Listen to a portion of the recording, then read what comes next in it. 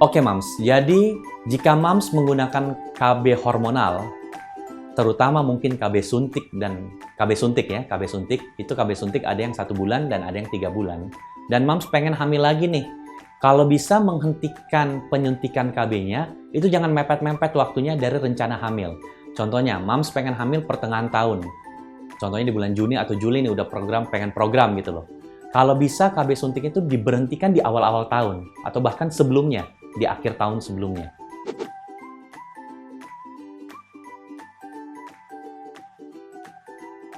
Hai Mams, ketemu lagi dengan saya Dr. Dara. Kali ini kita akan berjumpa kembali dan membahas isu-isu seputar kehamilan. Tapi sebelumnya jangan lupa subscribe dan nyalakan dulu loncengnya.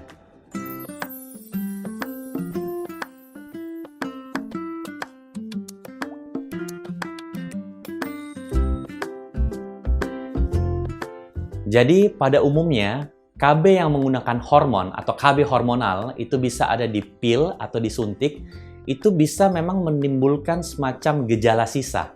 Maksudnya seperti ini, terutama nih KB yang suntik ya. Karena KB suntik ini dia bersifat deposit. Jadi obat disuntik ke badan akseptor, badan wanita, ada yang bisa 1 bulan, ada yang bisa 3 bulan. Nah, kalau 1 bulan dia disuntik, bisa di lengan atau di bokongnya, itu obat untuk 1 bulan nih, hormonnya. Nanti 1 bulan depan disuntik lagi. Begitu pula yang 3 bulan. Kita suntik sekarang, 3 bulan ke depan, diharapkan obat ini habis. Kita suntik lagi. Ada kalanya obat itu belum habis. Masih ada sisa dosis hormon di dalam badan si akseptor. Disuntikin lagi. Nanti 3 bulan atau 1 bulan, disuntikin lagi. Akhirnya apa? Begitu dia berhenti, sisa-sisa obat hormon itu masih ada di badan dia.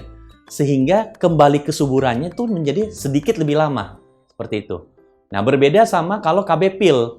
KB pil itu cenderung lebih cepat habis di badan Mams. Jadi contohnya Mams minum obat 1 pil kan, satu pil 1 hari.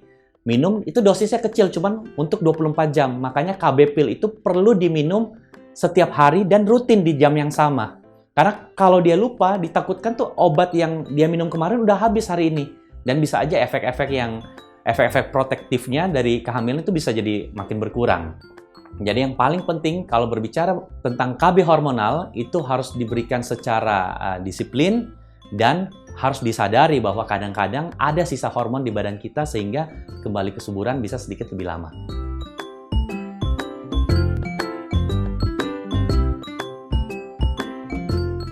Jika berbicara hormonal, itu biasanya ada 3 sekarang ini yang umum. Ada pil, ada implan, dan ada suntik. Cuman implan ini mungkin ya sempat hilang di Indonesia, kemudian mulai ada lagi beberapa tahun terakhir ini, sehingga mungkin di masyarakat itu yang lebih populer adalah pil dan suntik. Nah, jika dibandingkan 2 ini, pil dan suntik, biasanya yang efek-efeknya sedikit lebih banyak adalah KB suntik. Apalagi suntik yang 3 bulan sekali. KB suntik 3 bulan sekali itu sekali disuntik, nanti 3 bulan depan kan disuntik lagi. Nah, kalau pemberiannya lumayan lama, contohnya dia pakai 1 tahun. Bisa aja setelah dia habis suntik, dia nggak langsung mens. Dia nggak langsung subur. Lah, berapa lama kesuburannya? Bisa aja nanti 6 sampai bahkan sampai tahun depan gitu loh. Makanya biasanya orang kalau mau hamil, dia pakai KB suntik, dia umumnya mau hamil di bulan Juli. Dia harus berhenti itu di awal-awal tahun. Mungkin Januari, Februari dia udah mulai berhentiin tuh supaya mengharapkan efek-efek hormon itu sudah habis dari badannya. Nah, kalau berbicara KB pil, ini sebenarnya memang lebih bagus. Karena KB pil ini dosisnya kecil karena minumnya harian dan biasanya efek-efeknya tuh tidak sebanyak KB suntik. KB suntik apa sih yang paling ditakutkan orang? Biasanya tuh gemuk, ya kan? Karena KB suntik terutama yang 3 bulanan, KB suntik 3 bulanan itu kan biasanya orang tidak mens karena dia cuma mengandung hormon progesteron. Itu dapat meningkatkan nafsu makan. Makanya kalau ada orang bilang, "Dok, saya nggak mau pakai KB, nanti saya gendut." Kayak gitu kan rata-rata Mams seperti itu ya. Saya rasa jangankan perempuan, laki-laki aja kalau bisa tuh pengen badannya nggak gemuk gitu ya. Nah, buat perempuan kalau dia disuntikin KB yang 3 bulanan, yang isinya cuma hormon progesteron, itu nafsu makan tuh dapat meningkat. Nah, nafsu makan yang meningkat ini bisa kurang lebih nanti kalau dia pakai setahun, 2 tahun, 3 tahun, ya badannya tuh tambah berisi seperti itu. Makanya orang tuh agak kurang favorit ya. Cuman sekali lagi berbicara KB, ini ibarat kita makan di warteg.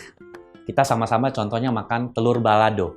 Si A ngerasa pedas, si B ngerasa asem, si C ngerasa asin.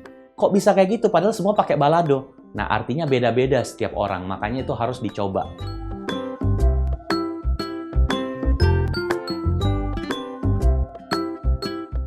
Memang kalau wanita, nah wanita ini uniknya dibandingkan pria, kalau dia agak sedikit berisi atau sedikit gemuk, ada yang namanya proses perubahan lemak menjadi hormon. Dalam hal ini mungkin hormon estrogen. Jadi hormonnya intinya nggak berimbang. Karena hormonnya nggak berimbang, biasanya mempengaruhi siklus mensnya. Nah, biasanya tuh kadang-kadang dia malah siklus mens terganggu tuh siklus mensnya. Biasanya malah jarang-jarang dia dapat mens, khususnya buat, mohon maaf, moms yang agak sedikit berisi gitu badannya. Nah, karena mensnya jarang, kemungkinan besar ovulasinya juga menjadi tidak teratur. Sehingga itu juga yang membuat dia kadang-kadang susah hamil. Ya bagaimana mau hamil kalau umpamanya mensnya aja nggak teratur. Makanya untuk wanita ini juga penting. Jadi perempuan sama laki-laki itulah kekhususannya ya. Perempuan itu sebenarnya berat badan itu juga berpengaruh ke faktor kesuburan. Jadi bukan cuma masalah performance saja.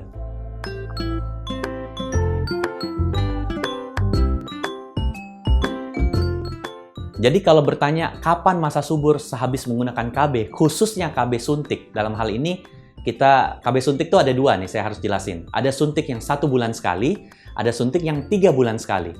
Kalau 1 bulan sekali dia masih ada combine, ada hormon progesteron, ada hormon estrogen. Karena ada dua hormon ini, biasanya perempuan tuh masih mens. Tetapi kalau suntik yang 3 bulan sekali itu cuma hormon progesteron aja. Nah, hormon progesteron kalau diberikan berulang-ulang, nanti beberapa kali suntikan itu bisa aja berhenti mens. Dan itu tadi, bisa aja obat itu tersimpan atau hormon itu tersimpan di badan si pemakainya atau akseptor istilahnya. Sehingga ketika dia berhenti suntik, kapan dia akan kembali subur atau bahkan kembali mens? Kadang-kadang kan orang mau taunya kembali subur itu kalau dia sudah mens. Itu bisa lama tuh. Dari penelitian bisa 6-12 bulan. Bahkan kadang-kadang ada yang lebih. Tergantung berapa lama dia pakai obatnya. Umpamanya dia pakai setahun, 2 tahun, 3 tahun, 5 tahun itu beda. Terus sama bagaimana berat badannya juga dari si pasien. Apakah dia gemuk, normal-normal aja, atau bahkan dia kurus seperti itu.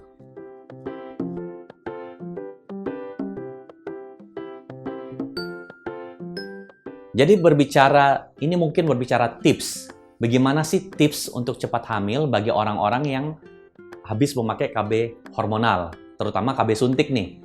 Karena KB suntik seperti yang kita bahas sebelumnya, dia ini nggak tahu nih kapan dia suburnya. Karena mensnya mungkin belum normal gitu ya.